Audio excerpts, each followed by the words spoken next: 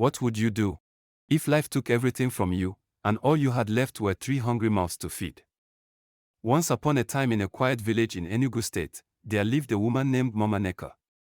Her real name was Amoka, but everyone called her Mama Neka.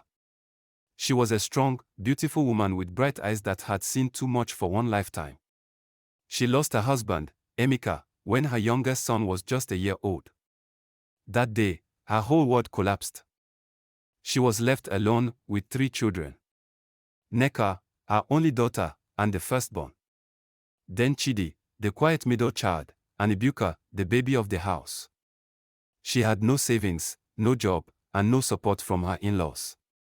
In fact, her late husband's family wanted to throw her out of the house. They said she had killed their son with bad luck. But Mama Neka refused to give up. She sold her last 5 wrappers, the beautiful George wrappers Emeka had bought her during Christmas, to pay her children's school fees. She cried as she folded them neatly and handed them to the trader. But she told herself, "My children must go to school. I will not let poverty define them." She started doing house help jobs in the city.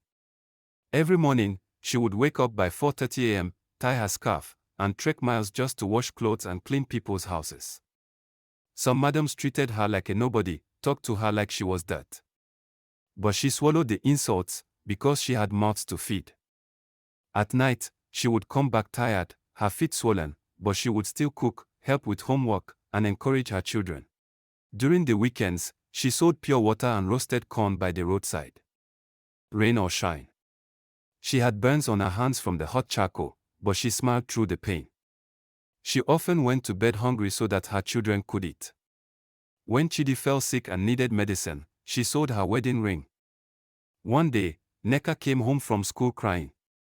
Her classmates had mocked her torn uniform. That night, Mama Neka didn't sleep. She used an old wrapper to sew a patchwork dress for Neka and promised her, "One day, you'll wear designer clothes, my daughter. Just don't stop reading your books." Years passed. Life didn't get easier, but her children started to shine. Neka got a scholarship to study medicine at UNN. Chidi, the quiet boy, won a coding competition and got into a tech school in Lagos. And Ibuka, the baby, became a brilliant artist, known for drawing beautiful portraits of strong African women. Mama Neka never stopped working, even when she fell sick. She hid her illness because she didn't want to distract the children. But one day, they found her collapsed on the kitchen floor. That moment changed everything. Neka rushed home from school. Chidi quit his job for a while to care for her. Ibuka auctioned his paintings to pay for her hospital bills. And for the first time in her life, Mama Neka had people fighting for her, loving her, lifting her. Some years later, her children became successful and they bought her a house in Enugu City. A real house.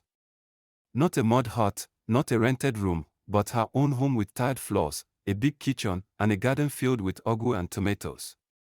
They opened a food business in her name, Mama Neka's Kitchen. She became a local celebrity. When she stepped into the grand opening of her restaurant in her new lace, her girlie standing tall, and her children by her side, people wept. Not because of pity, but because of how far she had come. She stood before the crowd and said in Igbo, "If I had given up the day my husband died, none of this would happen. My children are my reward. My pride. My victory." Never underestimate the strength of a mother, especially a Nigerian mother. She may be broken, but she's never defeated.